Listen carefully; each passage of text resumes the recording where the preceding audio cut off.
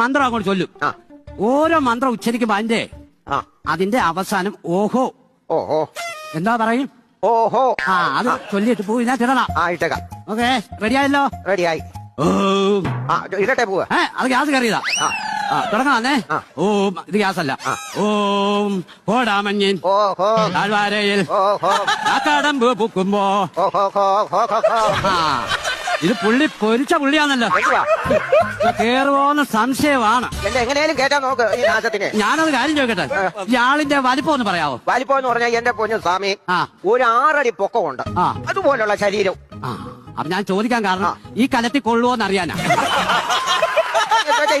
അതില്ലെങ്കിൽ നമുക്ക് ബിരിയാണി ചെമ്പ് എടുക്കേണ്ടി വരും. അത് ഞാൻ ഇവിടെ പോയി ഉണ്ടാക്കിക്കൊണ്ട് വരാൻ. ഞാൻ ചെയ്യണം. എന്തോ ചെയ്യണമെന്ന് ചോദിച്ചു കഴിഞ്ഞാൽ ഇവനെ പിടിച്ച് എങ്ങനെയാലും കലത്തിലാക്കണം. ഇതിനകത്ത് കൊള്ളിക്കാനോ? ഇതിനകത്ത് കൊള്ളിച്ചാല് മതി. ഇതിനകത്ത് കൊള്ളുന്നതിന്റെ അത്രയും കൊണ്ടാ മതി.